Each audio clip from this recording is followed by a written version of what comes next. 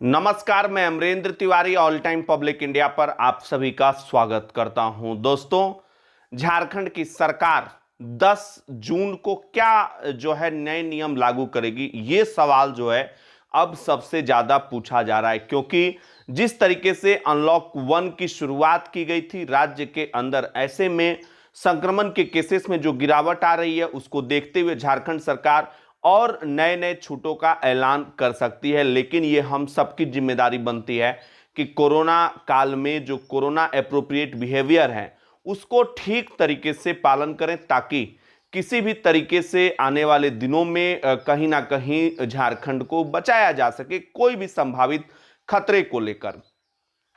अब दोस्तों, बात करते हैं कि जब छूटों की बात हो रही है तो क्या तीसरी लहर जो है वो झारखंड में आ सकती है। तो इसको लेकर जो स्वास्थ्य विशेषज्ञ कह रहे हैं कि अभी फिलहाल तीसरी लहर का खतरा नहीं है, लेकिन हो सकता है कि सितंबर अक्टूबर में एक बार फिर जब मौसम में परिवर्तन होगा तो हो सकता है कि उस वक्त जो है तीसरी लहर का अटैक हो। लेकिन झारखंड सरकार को अपने तमाम स्वास्थ्य संसाधन, जितने भी स्वास्थ्य संसाधन है, हालांकि हेल्थ इंफ्रास्ट्रक्चर के बारे में मैं बहुत ज्यादा बड़ाई तो नहीं करूंगा, लेकिन जितने भी संसाधन हमारे यहां उपलब्ध हैं उन तमाम संसाधनों को दुरुस्त करने की जरूरत है।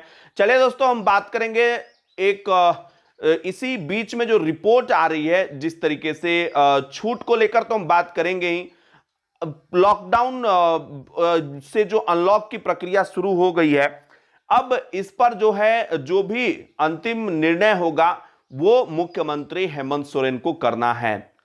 तो यहां पर दोस्तों अगर हम बात करें, अच्छी खबर यह है कि 72 दिनों के बाद राज्य में पहली बार 300 से नीचे का आंकड़ा केस मिला है। कुल 293 नए केसेस की पुष्टि हुई है रविवार को। 28 अप्रैल को आप सभी को पता होगा 8075 मरीज मिले थे। 1 मई को संक्रमण की दर झारखंड के अंदर 20.20 थी। यह कोई छोटा मोटा आंकड़ा नहीं है, ये 20.20 जो संक्रमण की दर थी दोस्तों। लेकिन उसके बाद अगर 1 से 6 मई की बात करें तो राज्य के अंदर मौतें भी ज्यादा हो रही थी, लेकिन 1 से 6 जून की बात करें तो राज्य में मौतों का सिलसिला जो है वो एक तरीके से थम गया है। 22 अक्टूबर को 647 मरीज मिले थे दोस्तों, 26 अक्टूबर को 220, और उसके बाद से आपने देखा कि किस तरीके से संक्रमण के केसेस बाद में बढ़ते आए। हालांकि अगर हम हाल फिलहाल की बात करें तो 96% मामलों में कमी आई है। 40 दिनों में 8075 से घटकर यह आंकड़ा जो है 293 पर पहुंच गया है। और सबसे गनीमत की बात तो यह रही कि 50 का भी आंकड़ा जो है कल संक्रमण पार नहीं कर पाया। ये एक अच्छी खबर है कुल अगर हम बात करें तो ओवरऑल। अब दोस्तों, भविष्य क्या होगा? सबसे भविष्य की बात जब हो रही है तो बस परिचालन को लेकर लोग चाहते हैं कि अब धीरे धीरे सरकार जो है बस परिचालन की इजाजत राज्य के अंदर दे। तो हो सकता है कि इसमें जो है छूट का ऐलान राज्य के अंदर हो बस परिचालन को लेकर। लेकिन दोस्तों, स्कूल और कॉलेजों को लेकर जो है अभी सरकार एहतियात बरतने की दिशा में बढ़ेगी। एग्जाम्स को लेकर जो है फैसला आने वाला है। जैक बोर्ड ने हालांकि कहा है कि अंतिम फैसला मुख्यमंत्री को ही करना है। तो एग्जाम्स को लेकर सरकार अभी हड़बड़ी में नहीं दिख रही है। पिछले दिनों जब केंद्र के साथ बैठक हुई थी तो आपको पता था झारखंड का रुख जो है वो कैसा रहा। तो ओवरऑल हम बात करें तो इस बार के अनलॉक में छूटें जो हैं वो दी जा सकती है और ज्यादा अर्थव्यवस्था को गति देने के लिए छूटों का मिलना जरूरी है, लेकिन साथ साथ लोगों को संयम भी दिखाना होगा। और यह संयम इसलिए जरूरी हो जाता है क्योंकि कोरोना काल में आप सभी को पता है कि जब हम संयम की बात करते हैं तो यह कितना जरूरी है।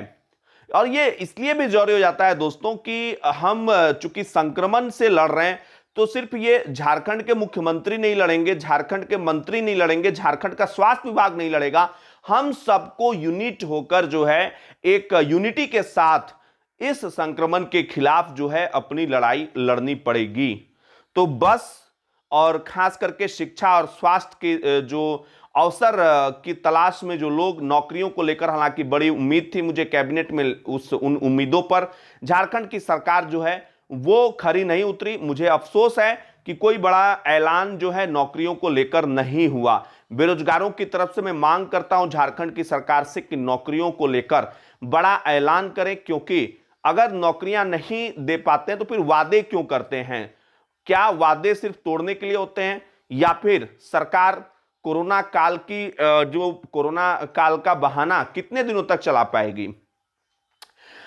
एक ऐसी खबर थी दोस्तों, उस पर भी बात करना बहुत ही जरूरी हो जाता है कि आखिर राज्य के अंदर जो मौतें हो रही थी वो आखिर क्यों हो रही थी। तो मृतकों 1 अप्रैल के बाद जो मृत्यु हुई राज्य के अंदर, उस पर ऑडिट कराने को लेकर बड़ा फैसला उस सरकार ने किया ही था, लेकिन अब जो है इसमें और आगे बढ़ते हुए जो सैंपल्स हैं उसकी सीक्वेंसिंग जांच जो है वो भुवनेश्वर लैब से कराई जाएगी।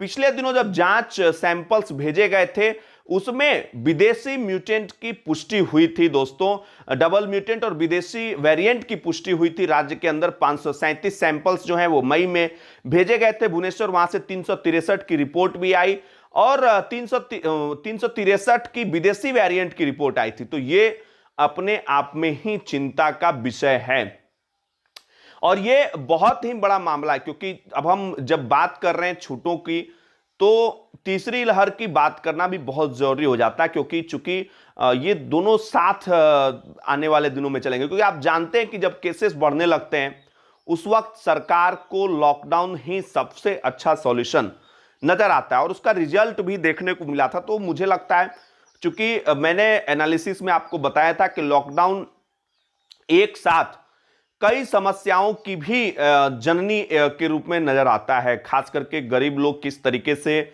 अपना जीवन यापन करते हैं ये किसी से छिपा। तो दोस्तों इसी के साथ एक चीज तो स्पष्ट हो गया था कि जो ग्रामीण क्षेत्रों में सर्वेक्षण से सरकार को लग रहा था कि ग्रामीण क्षेत्रों में संक्रमण के ज्यादा केसेस मिलेंगे, वो नहीं मिला उतना केस। लेकिन साथ में चिंता का विषय वहां पर शुगर और बीपी के रूप में जो पेशेंट्स मिले 1-1 लाख से ज्यादा, वो कहीं ना कहीं चिंता का विषय रहा।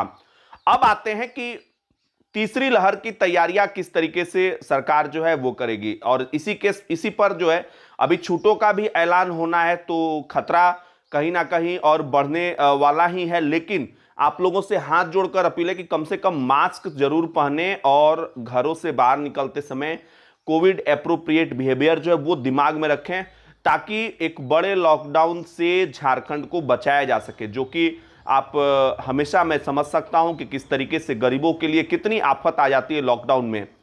उनको उनके हाल पे भी नहीं छोड़ा जाता है, क्योंकि सरकार बहुत ज़्यादा कुछ तो नहीं कर पा रही है, तो एक लाचारी भी सरकार के तरफ से दिखती है। स्वास्थ्य सर्किट से गांवों की जो जोड़ने की योजना थी, मुझे लगता है कि उस पर और आगे अच्छे तरीके से बढ़ने की जरूरत है। प्रत्येक प्रखंड को जो 2-2 एम्बुलेंस की बात कही गई थी, इसके अलावे 20 लाख जो एंटीजन टेस्ट किट्स के माध्यम से जांच करने की बात की, जो ऑलरेडी हो रही है। लेकिन दोस्तों इसी के साथ यह भी ध्यान रखना होगा कि आने वाले दिनों में छूट जब सरकार दे तो उन छूटों का गलत फायदा जो है वो लोग ना उठाएं और कोविड एप्रोप्रिएट बिहेवियर को भी ठीक तरीके से पालन करें, ताकि बड़े लॉकडाउन को टाला जा सके। तो ये कुछ महत्वपूर्ण अपडेट्स थे। बहुत बहुत शुक्रिया आप सभी का। जय हिंद, जय भारत, जोहार झारखंड, जय झारखंड। इस वीडियो को ज्यादा से ज्यादा आप शेयर कर दीजिए ताकि सच जो है वो आगे बढ़ता रहे। बहुत बहुत धन्यवाद आप सभी का।